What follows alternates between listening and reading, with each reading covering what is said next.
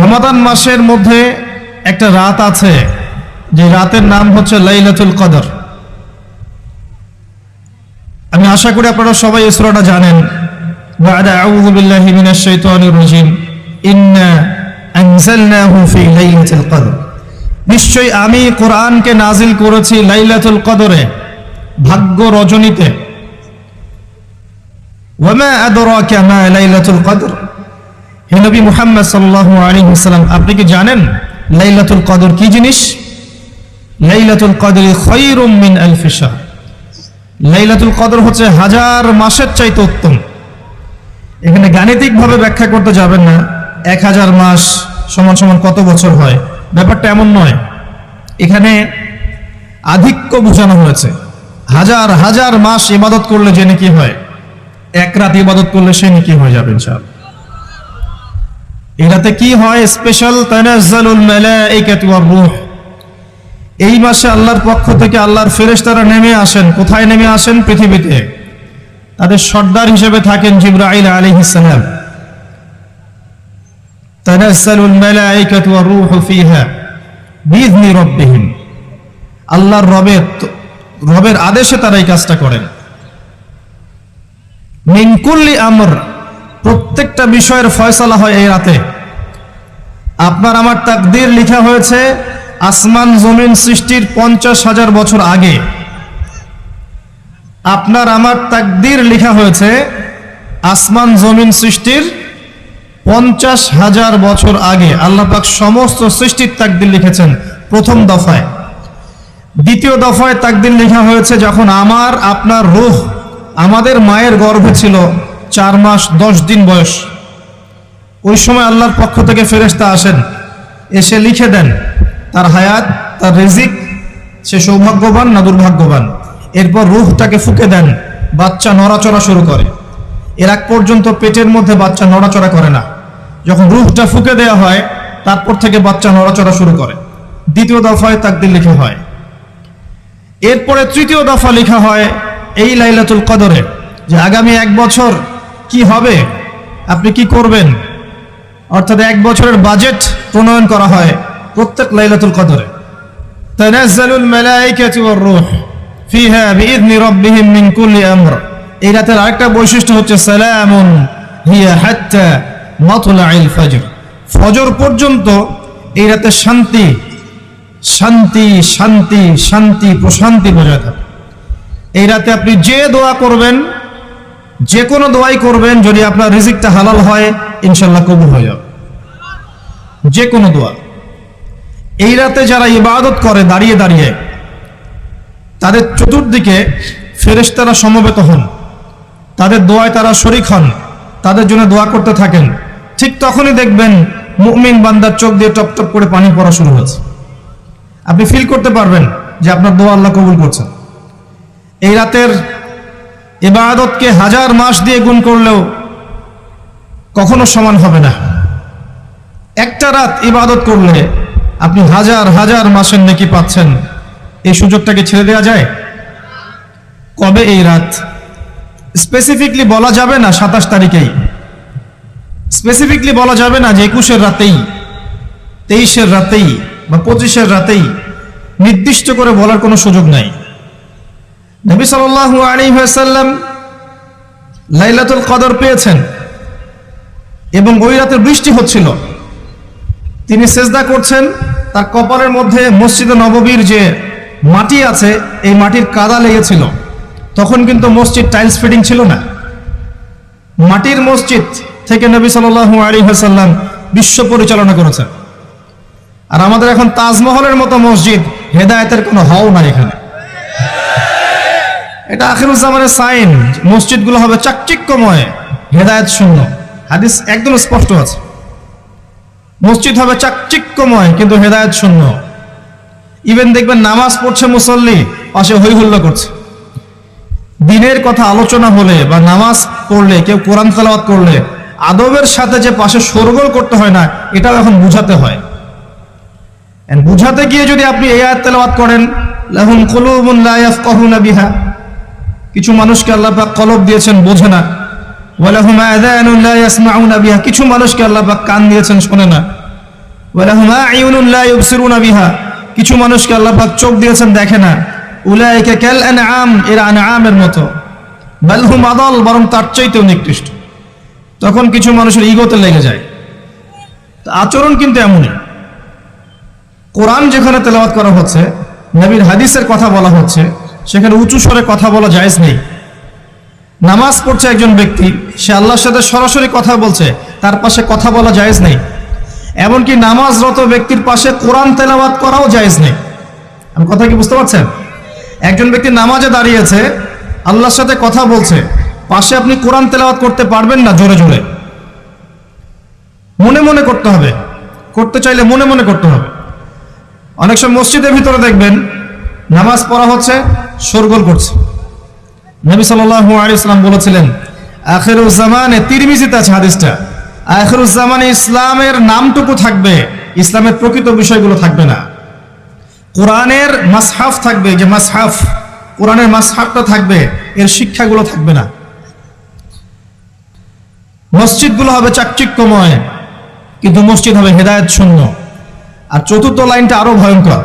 4 নম্বর লাইনে গিয়ে নবীজি বলেছেন সাল্লাল্লাহু আলাইহি ওয়াসাল্লাম, আসমানের নিচে জমিনের উপরে আল্লাহর সবচেয়ে নিকৃষ্ট সৃষ্টি হবেন এক শ্রেণীর আলেম, যাদের থেকে ফিতনা ছড়াবে এবং তাদের দিকেই ফিতনা ফিরে আসবে। তিরমিজির মধ্যে হাদিসটা আছে, যে কোনো আলেমকে জিজ্ঞাসা করে এটা কোন শ্রেণীর আলেম, এটা বোঝার জন্য আপনার পিএইচডি করার দরকার নাই। যারা দিনকে দুনিয়ার বিনিময়ে বিক্রি করেছে, তারাই সেই শ্রেণীর আলেম। যারা সত্য কথা বলতে ভয় পেয়েছে, তারাই সেই শ্রেণীর আলেম। দুজন মুসলিম আপোষে ঝগড়া করছে, এই কাজটার কারণে আল্লাহ রাব্বুল আলামিন নবী সাল্লাল্লাহু আলাইহি ওয়াসাল্লামের হৃদয় থেকে এই কথাটাকে তুলে নিলেন। তিনি আর বললেন না এক্স্যাক্টলি কোন রাতে লাইলাতুল কদর ছিল, তিনি বলতেই বেরিয়েছিলেন যে কোন রাতে লাইলাতুল কদর ছিল। আমাদের ইখতিলাফের কারণে আমরা সেই নির্দিষ্ট রাতটাকে হারিয়ে ফেলেছি। তবে এর মধ্যেই খায়ের আছে, এর মধ্যেই কল্যাণ আছে। আরবিতে একটা প্রবাদ আছে, কুল্লু শার ইউজাদু ফিহিল খায়র, প্রত্যেকটা অকল্যাণের পিছনেই কোনো না কোনো কল্যাণ আছে। নির্দিষ্ট করে বলে দিলে আমরা বাকি রাতগুলো জাগতাম না। নবী সাল্লাল্লাহু আলাইহি ওয়াসাল্লাম এখন বললেন যে আমাকে ভুলিয়ে দেয়া হয়েছে কোন রাত, তোমাদের ঝগড়ার কারণে। অতএব তোমরা শেষ দশকের বিজোড় রাতগুলোকে তালাশ করো। শেষ দশকের বিজোড় রাত বলতে 21-এর রাত, 23-এর রাত, 25, 27, 29, এই 5টা রাতের যে কোনো একটা লাইলাতুল কদর। এই রাতে ইবাদত করলে এত নেকি হচ্ছে, কারণটা কি? রাত আর দিন কি ডিফারেন্ট কিছু?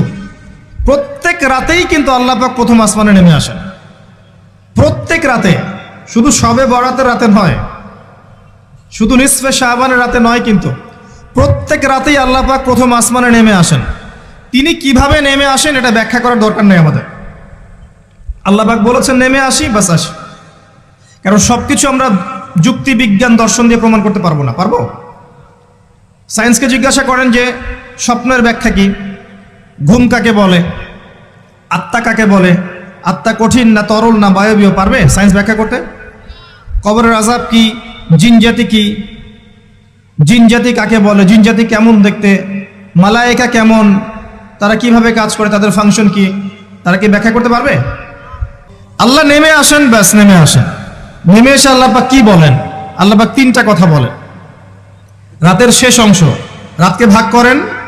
যদি 6টার সময় রাত শুরু হয়, রাত কিন্তু রাত 12টায় শুরু হয় না, সূর্য ডুবে গেলেই রাত শুরু হয়, এটাই ইসলাম। এখন 6টা থেকে আপনি এই 5টা পর্যন্ত সময়টাকে 3 ভাগে ভাগ করেন। শেষের অংশ ধরে নেন যে 1টা থেকে 5টা, কথার কথা আমি এস্টিমেট করলাম, এই সময়টুকুতে আল্লাহ রাব্বুল আলামিন কাছে নেমে আসেন প্রথম আসমানে, অর্থাৎ তার রহমত নিকটবর্তী হয় এবং তিনি আহ্বান করতে থাকেন 3টা জিনিস। 1, কে আছো আমার কাছে কিছু চাইবে, যা চাইবে আমি তাই দিব। 2, কে আছো আমার কাছে ক্ষমা চাইবে, আমি তোমাকে মাফ করে দেব। 3, কে আছো আমাকে ডাকবে, আমি তোমার ডাকে সাড়া দেব। মানে এই সময় আপনি যা চাইবেন, ইনশাআল্লাহ আপনার আকীদায় যদি শিরক না থাকে, আমলে যদি বেদাত না থাকে এবং আপনার রিজিক যদি হালাল হয়, ইনশাআল্লাহ তাআলা আপনার দোয়া কবুল করা হবে। আল্লাহ পাক প্রত্যেক রাতেই নেমে আসেন। তাহলে লাইলাতুল কদরকে এত স্পেসিফিকলি ইম্পর্টেন্স দেওয়ার কারণ কি? একটাই কারণ, মনে রাখবেন, লাইলাতুল কদরকে মর্যাদামণ্ডিত করার এবং রমাদান মাসকে শ্রেষ্ঠ মাস মর্যাদামণ্ডিত করার একটা কারণ, only one reason behind it, সেটা হচ্ছে এই মাসে এবং এই রাতে আল কোরআন নাজিল হয়েছে। কথা কি বুঝতে পারছেন? কোরআন নাজিলের কারণেই এই মাসটা মহামান্বিত, কোরআন নাজিলের কারণেই এই রাতটা সম্মানিত। ইন্না আনজালনাহু ফি লাইলাতুল কদর। আসুন সামনে যাই। নবী করিম সাল্লাল্লাহু আলাইহি ওয়াসাল্লাম যখন এই জাহেলি যুগে বাস করছেন, এই লাইলাতুল কদরে রমাদান মাসে আল্লাহ পাক কোরআন নাজিল করলেন। কি জন্য নাজিল করলেন? কারণ এই সমাজটাকে পরিবর্তন করার জন্য, সমাজের জাহিলিয়াতগুলোকে দূর করার জন্য নবী করিম সাল্লাল্লাহু আলাইহি ওয়াসাল্লাম প্রচন্ড ফিকির করতেন। কি করা যায়, কি করলে মানুষগুলো শিরক ছেড়ে দিবে, কি করলে সুদ বন্ধ হবে, কি করলে মাদক থেকে মানুষ দূরে থাকবে, কি করলে নারীর সম্মান বৃদ্ধি পাবে। তিনি ভাবতেন কিভাবে গোত্রীয় হানাহানি বন্ধ করা যায়, তিনি এগুলো ভাবতে থাকতেন। হেরা গুহায় বসে তিনি এগুলো ভাবতেন কি করা যায়। যুবক বয়সে তিনি হিলফুল ফুজর তৈরি করেছেন এগুলো সমস্যা দূর করার জন্য, কিন্তু পরিপূর্ণরূপে সফল হয়েছেন বলতে পারি না আমরা, কারণ তখন ওহী আসেনি। এই ভাবতে ভাবতে ভাবতে ভাবতে একদিন এক রাতে তার কাছে আল্লাহর পক্ষ থেকে কোরআন নাজিল হলো। সূরা আলাকের প্রথম 5টা আয়াত, বিসমিল্লাহির রহমানির রহিম, ইকরা বিসমি রাব্বিকাল্লাযী খালাক।